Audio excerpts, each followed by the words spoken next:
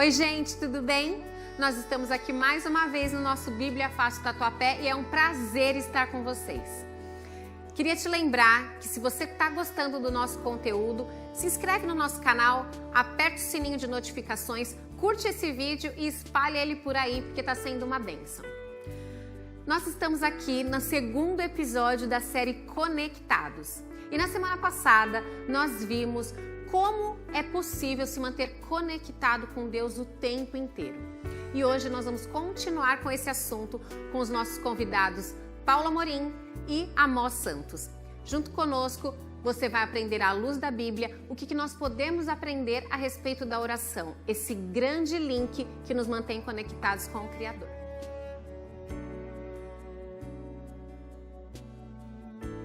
Olá amigos, bem-vindos a mais um encontro de Bíblia Fácil Tatuapé.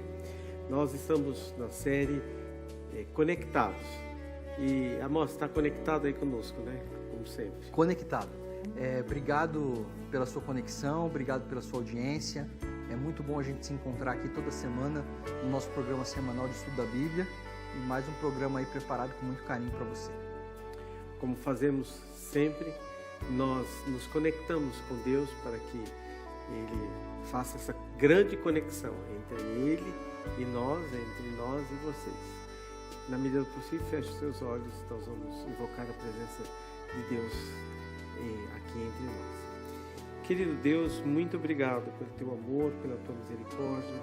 Te rogamos que Teu Santo Espírito esteja em nós e entre nós. Nos use, nos capacite para ouvirmos a Tua voz e compreendermos os Teus planos para as nossas vidas. Isso nós pedimos e Te agradecemos por Jesus. Amém. A semana passada, ou no episódio anterior, nós estudamos esse tema tão fascinante que é a conexão entre os homens e Deus, Deus e os homens, né? Falamos um pouquinho da história da comunicação, das dificuldades, da evolução da própria comunicação. E aí chegamos à conclusão que existe uma conexão infalível, né, que não há interrupções, que é esta entre Deus e nós entre Deus, e que está disponível para nós durante todo o tempo. Ela não falha, não tem interferências, e basta a gente dizer Senhor, e Ele já está ligado ou conectado conosco. Mas muitas vezes a gente quer fazer uma conexão formal, bonita. Existem diferenças nessas conexões. A gente tem diferença da conexão que eu faço formal para um público, ou estou diante de um público, ou numa igreja, da conexão que eu pretendo fazer com aquela que eu faço no meu quarto, na minha casa, antes da refeição, ou no trânsito. Existem palavras certas, corretas. Às vezes a gente fica com essa dúvida, né? Senhor, eu não sei nem orar, não sou digno de invocar a Tua presença. E a gente fica estudando palavras, meios de querer agradar. Parece que a gente quer agradar. Alguém disse com muita propriedade que orar é abrir o coração como um amigo. E como é que é feito, então, isso assim? Nós somos amigos. Sim. E eu vou com formalidade. Senhor Amós... Na verdade, não, né? Na verdade, a amizade, ela pressupõe naturalidade, autenticidade. Então, são algumas coisas que fazem parte aí, né, da comunicação entre dois amigos. Então, assim, a oração... muitas pessoas têm realmente essa dúvida, né? Como devem se dirigir para Deus? Você mencionou assim, a oração formal, que de repente acontece no momento de culto, ou uma oração particular. A gente costuma fazer esse tipo de diferença, mas a oração, em ambos os casos, ela está direcionada para Deus, para a divindade, né? E deveria ser da mesma forma. Então, você deveria abrir o coração e tudo. E realmente, às vezes a gente se preocupa com o vocabulário, se preocupa com a forma da oração, e isso pode perder a autenticidade, né? Quando você está preocupado com a forma e não com aquilo que vem do coração, com a essência, né? Os discípulos de Jesus, Paulinho, eles tinham também essa dúvida, né? Jesus era alguém de oração. Isso é muito significativo para nós, porque Jesus era Deus encarnado, né? um dos seus nomes, Emanuel, Deus conosco, e mesmo sendo Deus, ele não dispensava essa conexão com o Pai, com Deus Pai, enquanto viveu aqui na terra. E os discípulos, certa ocasião, perguntaram para Jesus, né, como deveriam orar. E a gente pode até recorrer ao texto bíblico e começar aqui essa nossa discussão ou reflexão de hoje. Evangelho de Mateus, capítulo 6, do verso 9 até o verso 13, Jesus é perguntado sobre a oração, e Jesus então cita uma oração modelo, cita uma forma de oração. Na verdade, a gente não vai ler o texto, mas um pouquinho antes, Jesus fala assim, olha, você não precisa usar a repetição, você não precisa falar alto, né? Exatamente isso que a gente falou, a naturalidade e a autenticidade. E aí o texto bíblico vai dizer o seguinte, portanto, vós orareis assim, Pai nosso que estás no céu, santificado seja o seu nome, venha o teu reino, seja feita a tua vontade, assim na terra como no céu. O pão nosso de cada dia nos dá hoje, perdoa as nossas dívidas ou ofensas, né? Assim como nós perdoamos aos nossos devedores.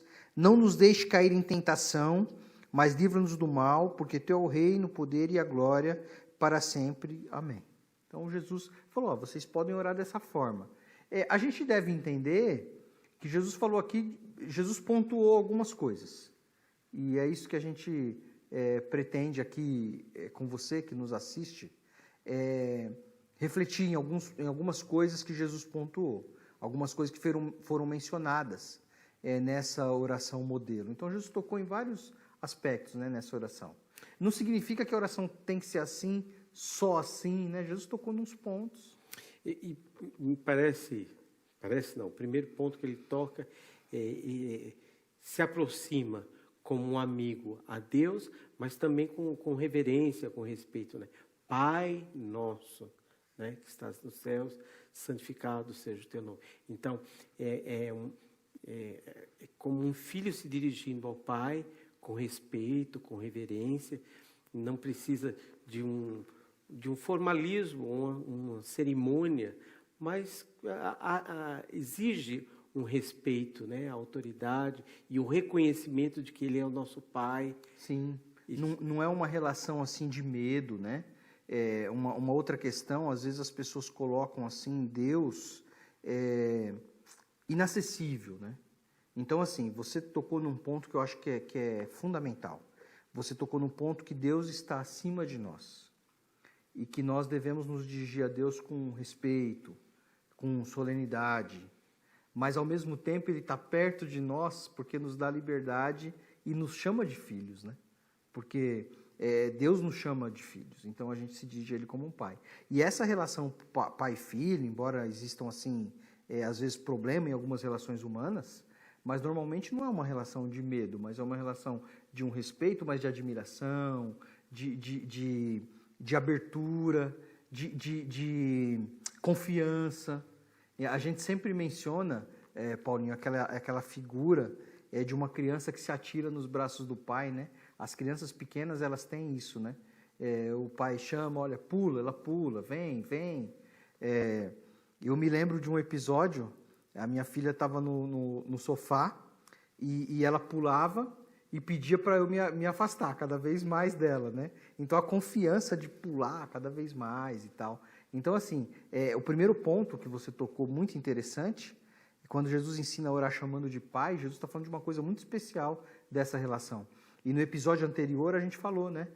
A gente leu o texto do Evangelho de Lucas, que falava, Jesus dizia assim, olha, qual é o pai que se o filho lhe pedir pão vai lhe dar uma pedra, que se pedir um peixe vai te dar uma cobra, se pedir um ovo vai dar um escorpião. Então, assim, as pessoas usam vulgarmente, né, uma expressão falando assim que Deus não é padrasto, Deus é pai. É uma injustiça com alguns padrastos, né? Bons padrastos. Mas, assim, a primeira reflexão é que Deus é paizão, né? Então, e a gente busca o pai justamente nessa relação de confiança, de quando a gente precisa de conforto, de quando a gente precisa de orientação, de quando a gente precisa de um dinheiro, a gente, pai, me dá um dinheiro, né? E aí o pai pergunta, para que você quer o dinheiro, né? E quando a gente é criança e tem essas necessidades, né, tão básicas para uma criança, que é de sentir amado, respeitado, de que pode confiar no pai, né, que o pai é seu grande amigo, é o seu confidente, ele provê todas as coisas, ele que traz as coisas, ele que traz as novidades. E engraçado que a gente tem a figura do pai, como o pai sabe tudo e faz tudo. É isso mesmo. Né? Você me provocou agora assim uma memória, né? Falando assim, porque é exatamente isso, né? Essa imagem do filho criança ainda, a relação com o pai, eu acho que é o que Deus espera de nós. Essa ingenuidade de uma criança que se dirige ao pai, né? Exatamente com essas características que você falou, a confiança, a certeza que vai ser atendido, né? E o pai sabe das coisas, de todas as coisas, mas o pai se sente, eu acho que confortado, feliz quando o filho se aproxima para contar as coisas, para contar as novidades. Pai, fiz isso, fiz aquilo, pai, eu quero isso, eu quero aquilo, né? E meu pai era assim, né? Abria um sorriso, a gente sentava no colo e ele dava carinho, dava afeto, dava amor e providenciava todas essas outras coisas. Bom, a oração que nós chamamos de modelo, que essa é do Pai Nosso, está registrada aqui nos Evangelhos, ela segue. Então, diz assim para a gente também buscar as coisas do Pai, né? As coisas que são do Pai. E não ficarmos só no terreno, porque aí é muito egoísmo da nossa parte, né? Tudo para nós, né? E a oração, ela remete para a gente buscar as coisas do Pai, do reino. É isso de mesmo. Deus, né? Jesus ele insistia muito numa questão que era a questão do reino de Deus, que era a questão da sua missão, que ele veio fazer. Então, os discípulos, porque o público aqui eram os discípulos, era o público ouvinte, né? Esse texto que a gente está lendo aqui, ele está dentro do Sermão da Montanha, que está do Evangelho de Mateus, de capítulo 5 a 7. Jesus estava sendo ouvido ali por muitas pessoas. E essas pessoas, muitas vezes, tinham uma expectativa de que a atuação de Jesus seria uma atuação política, seria um levante militar, de rebelião contra o Império Romano. De imediatismo, né? O Eles aqui e tinham o essa agora. ideia. E Jesus assim se esforçava muito, e isso fica claro, para mostrar que não era essa natureza do reino. Então, assim, na oração, venha o teu reino. E aí, na sequência do texto, né, capítulo 6 e verso 33, a gente lê, é um desdobramento, né? Jesus vem falando sobre as mesmas coisas, é um sermão só, é um dia só. E aí em 6,33 diz assim, mas buscai primeiro o reino de Deus e a sua justiça, e todas as coisas vos serão acrescentadas. Então, assim, Jesus chamava para esse entendimento de que o reino de Deus tem que ser buscado de maneira primária, prioritária, e as outras coisas da vida vão acontecer. Então, você que nos assiste nesse momento, que está aí conectado, acompanhando essas reflexões, esses textos da Palavra de Deus, eu sei que você tem suas preocupações, porque todos nós temos, as preocupações não são muito diferentes. O aluguel, a conta bancária, a água, a luz, o gás, a escola dos filhos, o plano de saúde, tá certo? Porque isso são coisas comuns.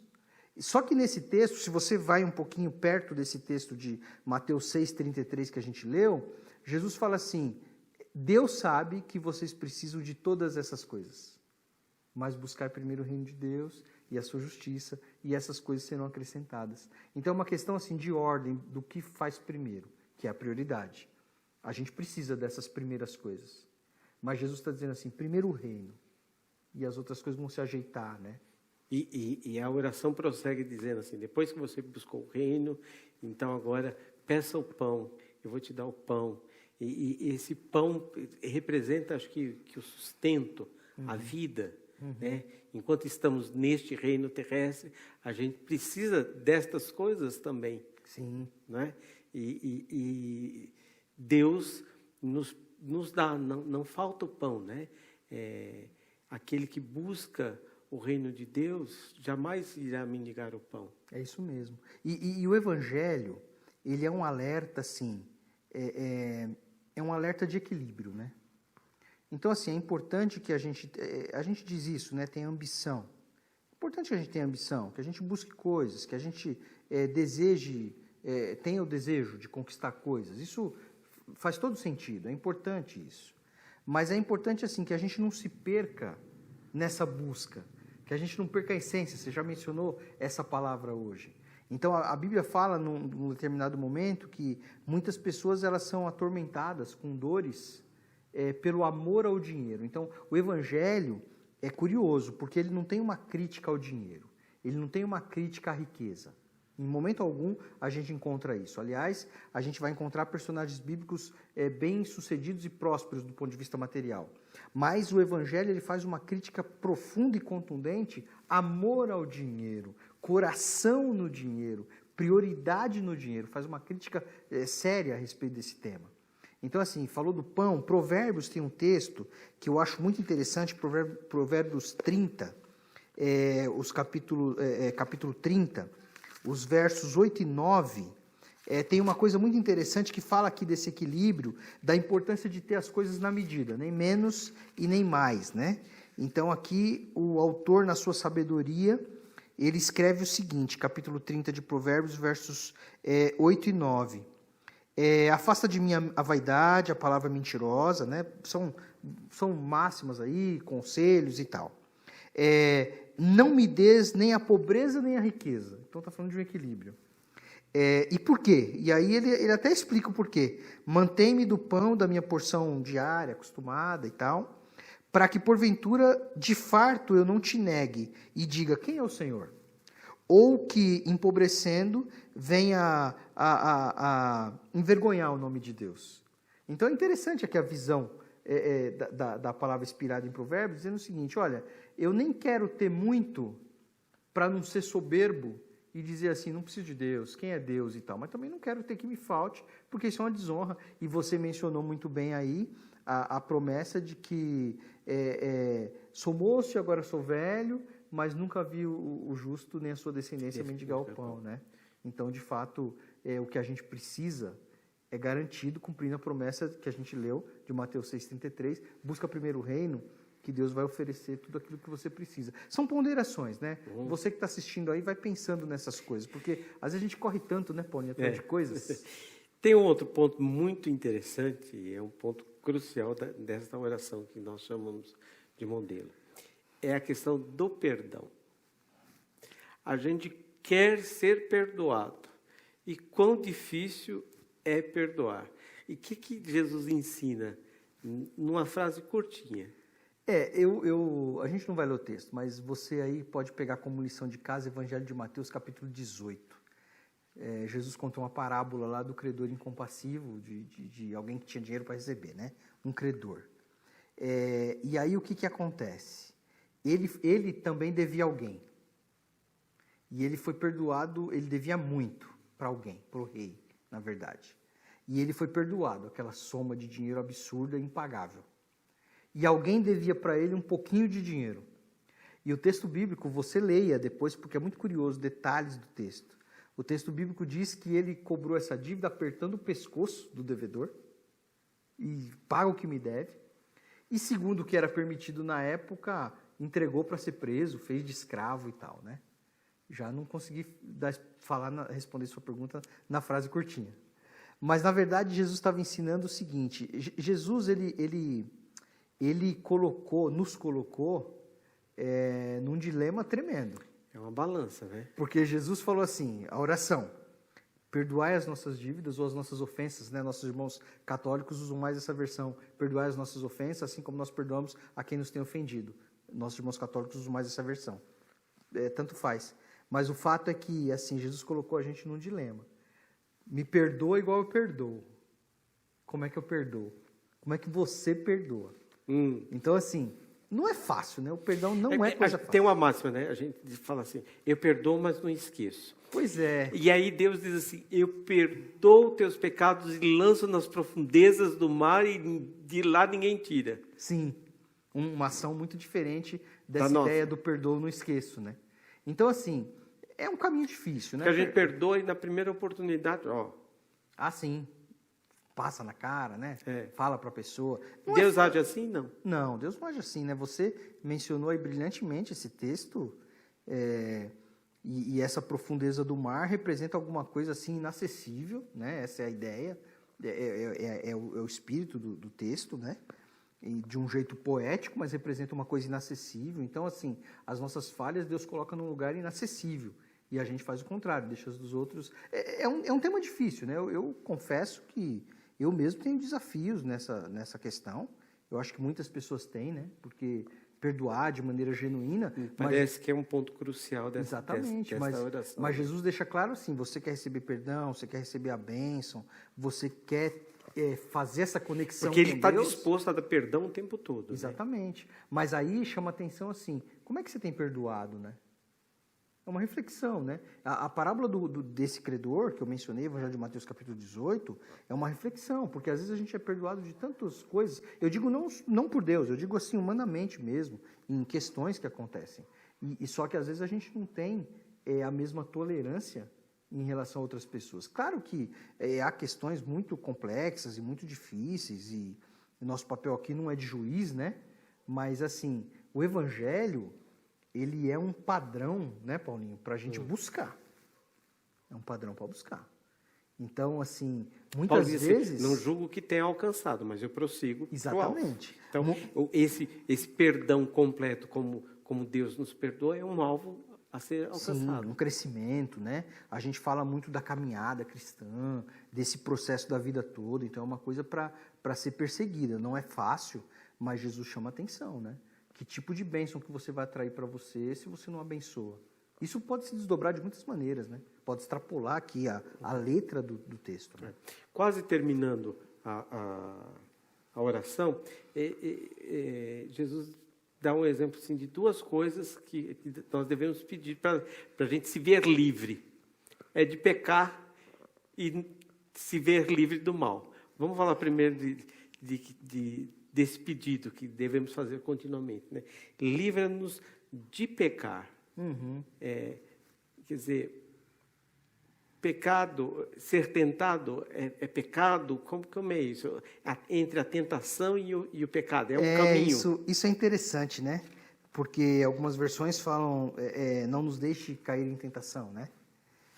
Cair na tentação, ou seja, sucumbir, né? Pecar, de fato. O livro de Hebreus fala sobre isso. Hebreus fala sobre a tentação, né? Hebreus capítulo 4 e verso 15. Eu quero ler o texto aqui, porque o texto vai ajudar a gente numa melhor compreensão. Hebreus capítulo 4 e verso 15. O texto bíblico diz o seguinte. Porque não... Está falando de Jesus, né? O livro de Hebreus é dedicado muito ao ministério de Jesus como sumo sacerdote e tal.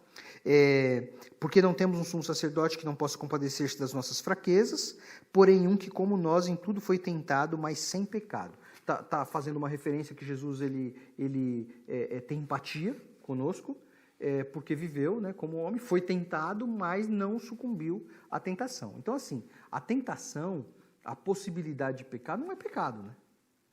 E esse é um tema interessante, porque assim, algumas coisas não me tentam. Algumas coisas não tentam você. Porque a tentação ela tem um aspecto personalizado naquilo que... Na verdade, a gente é tentado, Jesus também falou sobre isso, a gente é tentado pelas próprias questões do nosso coração, né? Onde a gente é mais fraco e tal. Então, assim, a vontade de fazer algo errado, que eu sei que está na contramão do que Deus gostaria, ou que Deus orienta, ou que é melhor para mim, isso por si só não é pecado. A tentação, a possibilidade de fazer. Mas o pecado é exatamente sucumbir, né? Então, na oração, Jesus diz assim, peça para o Pai, né? Não me deixa cair em tentação, não me deixa pecar, não me deixa sucumbir, né? Porque o diabo anda ao nosso redor, buscando alguém para tragar, né? No sentido de tentar, ele fica o tempo todo nos rodeando para que a gente caia em tentação. Sim. E isto não é o pecado. O pecado é quando Não, você, não é. como você falou, você sucumbe à tentação, né?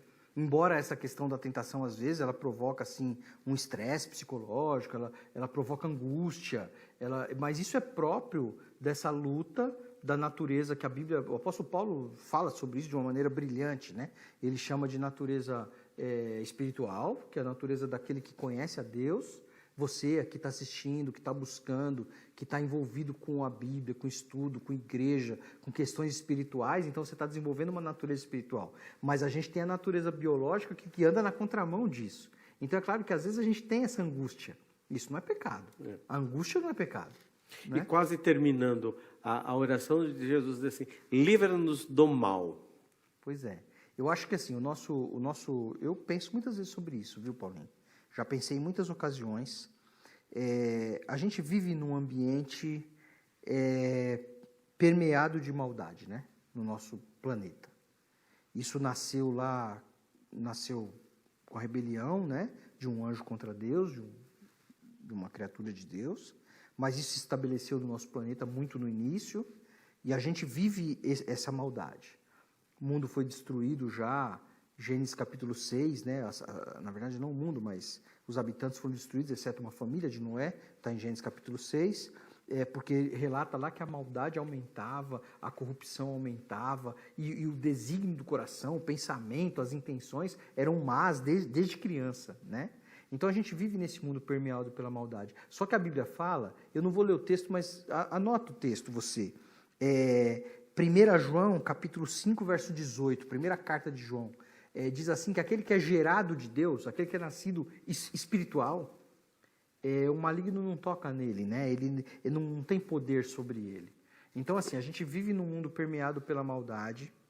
E em que sentido isso? Às vezes a maldade nos alcança como consequência, mas no sentido que não toca, que é o seguinte, as forças do mal não têm poder para aquele que é nascido do Espírito, né? Então, assim, e lembrando assim que o nosso olhar deve ser o quê? O reino de Deus, né? Às vezes, vamos lembrar assim da história de Jó, por exemplo, que sofreu uma série de percalços, né? Do ponto de vista humano, do ponto de vista material, ele teve perdas tremendas. Mas do ponto de vista material, o maligno não conseguiu tocar nele. Sim. Porque ele ficou firme, ele assim, fez jus ao testemunho que Deus deu a respeito dele, né? Olha, lá na terra de Uz tem um homem íntegro, reto, temente, me teme, né? Me respeita e tal, e que se desvia do mal. Então, nem com tudo que ele passou, ele sucumbiu, né? Muito então, assim, tem muita coisa, né? Muita coisa. A oração modelo, Pai Nosso, começa com o reconhecimento de que Deus é o Pai e que Ele pode todas as coisas no céu e na terra. E Jesus termina a oração fazendo mais uma vez referência ao Deus. Ao poder, Deus, né? O teu é o poder e a glória, né? Uhum. Isso eu acho estupendo, mais um reconhecimento. Jesus, que era Deus, ele também presta honras e glória ao Pai que está nos céus. Né? Sim, é isso mesmo. É isso mesmo. A oração, assim, a gente podia falar muita coisa aqui, né? Esse tema não esgota. A gente aqui falou um pouquinho para você. Na verdade, o que a gente quer é colocar no seu coração vontade de estudar a Bíblia, vontade de orar. É isso que a gente quer colocar no seu coração. Em outros momentos, a gente pode orar pelo Espírito Santo, a gente pode orar por muitos motivos, né? E a oração é ferramenta. Então, assim, não tente executar os seus trabalhos da vida sem a ferramenta certa. Fique conectado. Acho que essa é a mensagem que a gente quer dar aqui para quem assiste, né, Paulinho? Então vamos terminar aqui. Vamos terminar conectando com o nosso Pai do céu. Vamos orar. Pai nosso que estás nos céus, santificado seja o teu nome. Muito obrigado pela tua palavra, muito obrigado pela riqueza da tua palavra, pelas possibilidades da tua palavra, pela forma como o Senhor se comunica conosco e se importa conosco e fala ao nosso coração e produz mudança na nossa vida através do teu agir e através do agir do Espírito, Pai. Que o Senhor nos mantenha conectados a Ti, que o Senhor nos dê vontade de orar, de falar contigo, de nos comunicarmos contigo. E que nós possamos, assim, essa bênção que é a oração, essa bênção que é a comunhão contigo, coloca isso muito firme no nosso coração e na nossa vida, Pai. Te agradecemos porque, como pessoas simples, mortais que somos, nós podemos, em momentos como agora, nos conectar diretamente ao Teu trono, nos conectar diretamente contigo, falar contigo que também é nosso Pai. Obrigado por isso. Nos ouve como filhos. Nos ouve como filhos frágeis que precisam de Ti, Pai, nessa hora. Peço uma bênção também sobre todo aquele que nos assiste, que da mesma maneira sinta e experimente essa conexão contigo. É a nossa oração em nome de Jesus. Amém.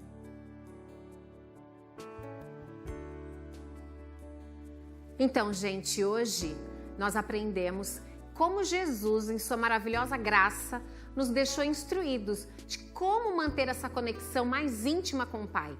E tá tudo ali, escrito na Bíblia. Mas não vai parar por aqui. No nosso terceiro episódio do Bíblia Fácil Tatuapé, série Conectados, nós veremos como é possível manter essa conexão constante, mesmo em tempos de dificuldade, de lutas, de problemas. Não perde não, semana que vem nós esperamos você aqui no nosso canal. Um abraço e fiquem com Deus.